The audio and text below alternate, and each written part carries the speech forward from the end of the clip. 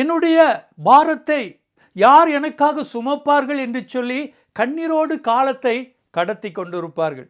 இன்றைக்கு கர்த்தர் சொல்லுகிறார், வருத்தப்பட்டு பாரம் சுமக்கிறவர்களே, நீங்கள் எல்லாரும் என்னிடத்தில் வாருங்கள், நான் உங்களுக்கு இளைப்பாறுதல் தருவேன். உங்க பாரத்தை நீங்க என் மேல வைத்து விடுங்கள், நான் உங்களுக்காக சுமக்க ஆயத்தமாய் இருக்கிறேன் என்று சொல்லி கர்த்தர் சொல்லுகிறார்.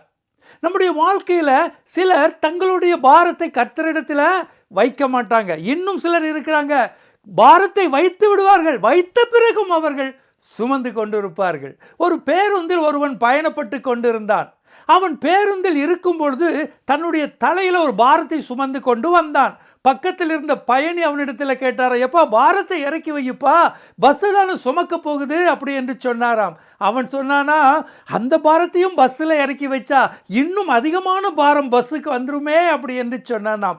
இதே போலத்தான் கர்த்தரிடத்தில் நம்முடைய பாரத்தை வைத்து விடுகிறோம், மீண்டும் அதை நாம் சுமந்து கொண்டு திரிகிறோம். அது நிமித்தமாக நம்முடைய வாழ்க்கையில் சமாதானம் இல்லை, சந்தோஷம் இல்லை, நம்முடைய ஆசீர்வாதத்தை பெற்றுக்கொள்ள முடியல. பாருங்க, அன்னால் தன்னுடைய பாரம் கஷ்டம் எல்லாவற்றையும் கர்த்தருடைய பாதத்தில் கண்ணீரோடு அவருடைய பாதத்தில் வைத்து விட்டு அதற்கு பிறகு அவள் துக்க முகமாய் இருக்கவில்லை என்று வார்த்தை சொல்லுகிறது.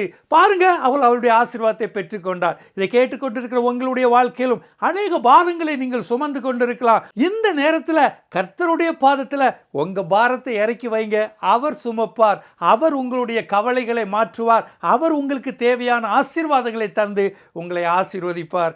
God plus.